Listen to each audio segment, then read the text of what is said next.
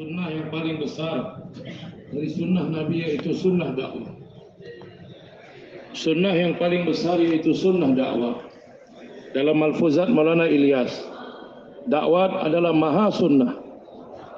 Dakwah adalah maha sunnah. Dan berapa banyak kesakitan yang datang kepada Nabi,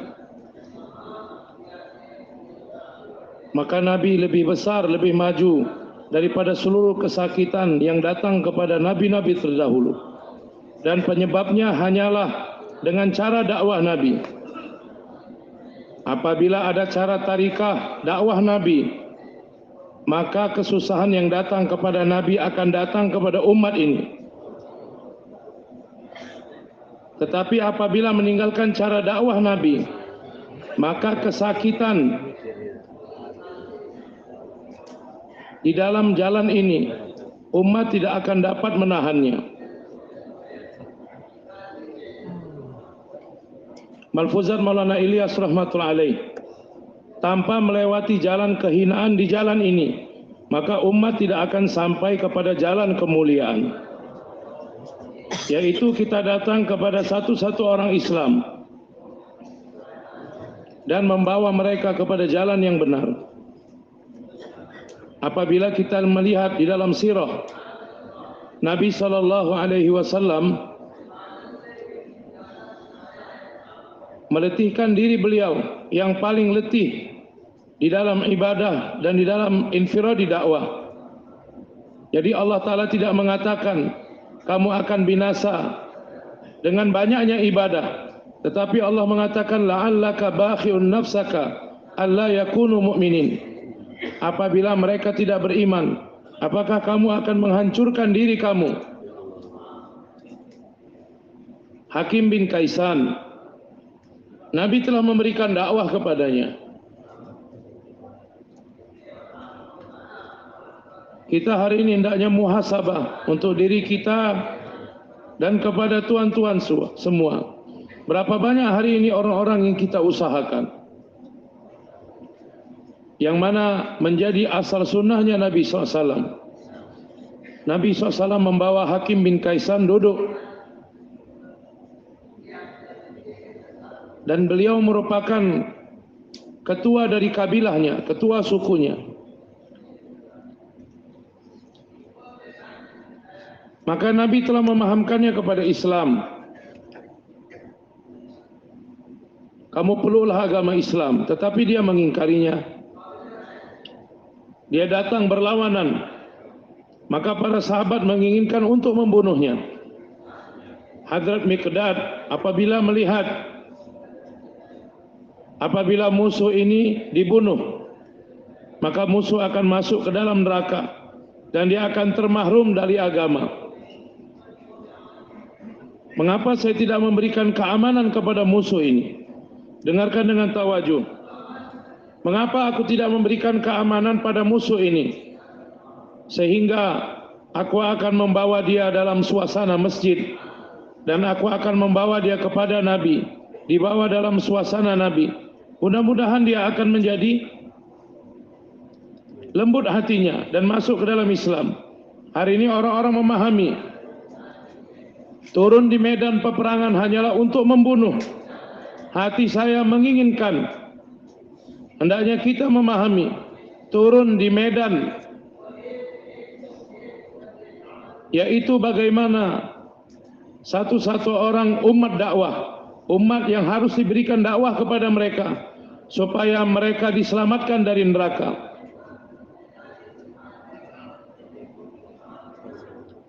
Khalid bin Walid telah memberikan dakwah kepada Jaraja di medan pertempuran. Imam Abu Hanifah mengatakan lebih diutamakan di medan pertempuran sebelum bertempur memberikan dakwah dahulu. Apabila mereka tidak taat, maka musuh datang untuk menyerang, barulah kita akan berperang, menyerang mereka. Maka Hadrat Miqdad telah memberikan keamanan kepada Hakim bin Kaisan. Dan pada zaman tersebut, saya menyampaikan perkara yang penting. Pada zaman itu orang-orang Islam begitu berkumpul. Apabila satu orang Islam yang biasa memberikan keamanan, menjamin satu orang musyrik, maka orang musyrik tersebut dia akan terjaga di tengah-tengah orang-orang Islam. Pada zaman ini,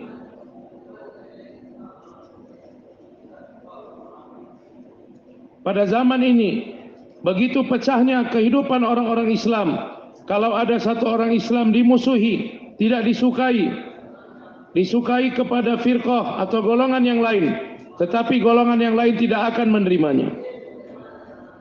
Dahulu satu orang musyrik yang dijamin satu orang Islam, maka dia akan terjaga di tengah-tengah orang-orang Islam. Tapi pada zaman ini, apabila satu orang Islam dimaafkan oleh satu golongan, tetapi dia tidak dimaafkan oleh golongan yang lain, sehingga pada zaman dahulu orang-orang tidak akan berani menyentuhnya, orang-orang yang telah diberikan keamanan. Hari ini istimaiyat umat telah putus. Apabila satu bahagian orang Islam memberikan kemaafan kepada satu orang, maka bahagian yang lain tidak mau memaafkan. Beginilah pecahnya umat pada hari ini. Dan saya menjelaskan bagaimana istimaiyat umat pada zaman Nabi SAW. Saya teringat dengan sesuatu. Hakim bin Kaisan, Hadrat Miqdad telah memberikan keamanan kepadanya di medan pertempuran. Maka semua sahabat tidak berani menyentuhnya lagi, karena Miqdad telah memberikan keamanan padanya.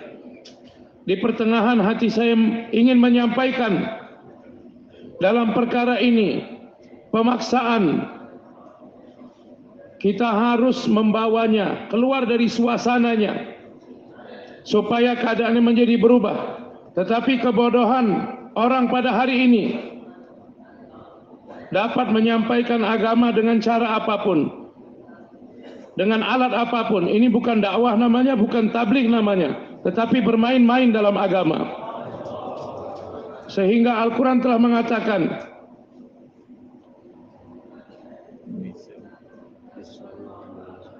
kamu memberikan perlindungan kepada mereka dan bawa dalam suasana sehingga hatinya akan ingin mendengarkan Al-Quran.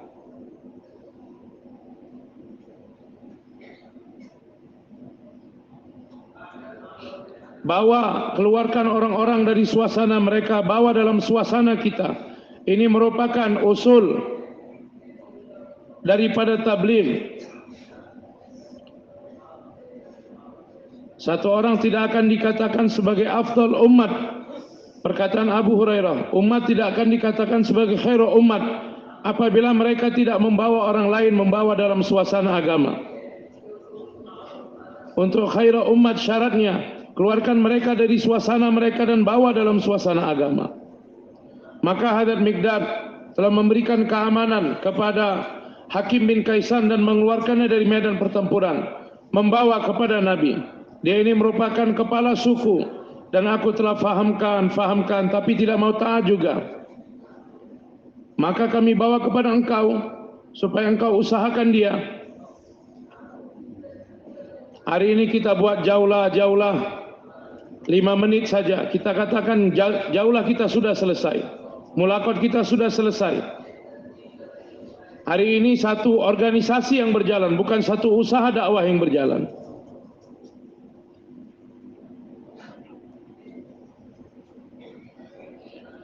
Maka Nabi SAW mendudukkan Hakim bin Kaisan. Difahamkan.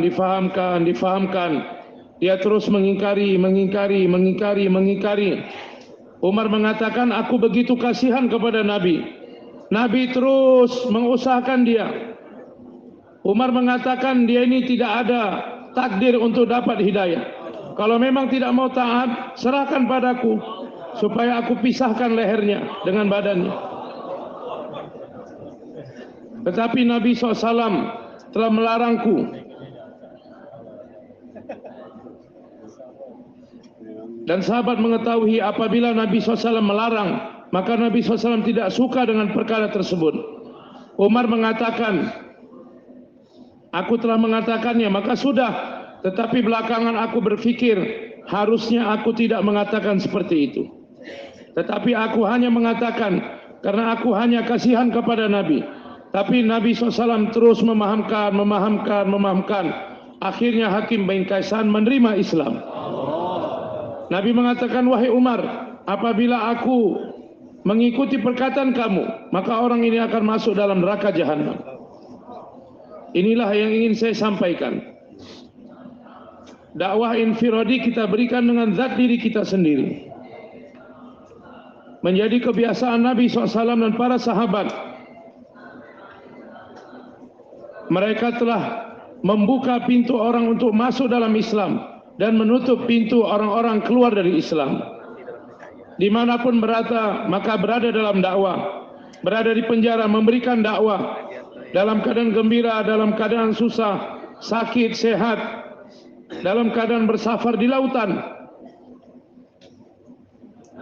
malah nakhoda kapal, yang mana di sana tidak ada penduduk, maka malah kapal, nakhoda kapal menjadi asbab untuk datangnya hidayah kepada Ikrimah bin Abi Jahal. Kaifa akhlus, bagaimana aku akan selamat? Maka ucapkanlah kalimat ikhlas. Apa kalimat ikhlas? La ilaha illallah. Karena kalimat itulah aku telah melarikan diri. Kemana kamu akan pergi melarikan diri? Maka Ummu Hakim telah melambaikan kainnya.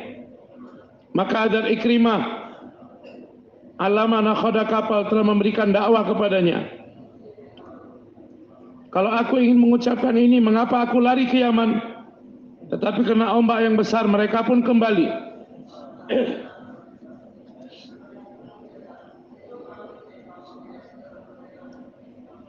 Padahal Ikrimah ketika akan melarikan diri, dia berpikir, aku hanya berada dalam dua kerja, atau aku melarikan diri, ataukah aku akan menerima Islam.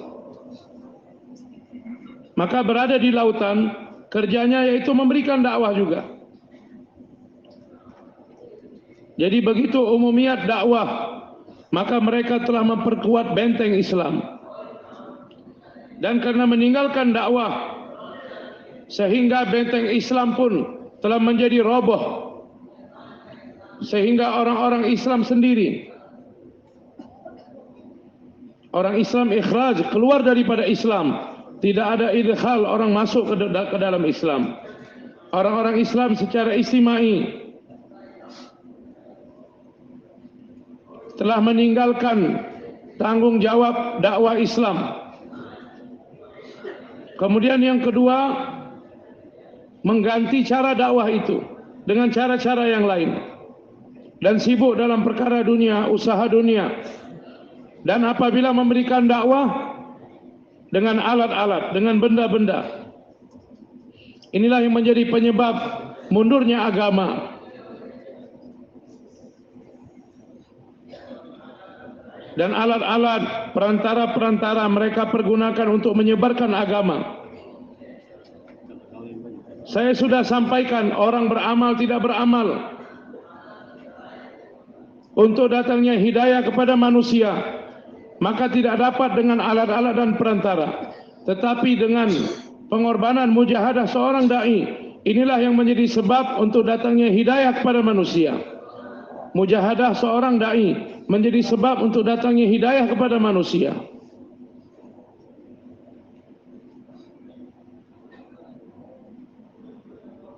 Boleh takrar, Pak?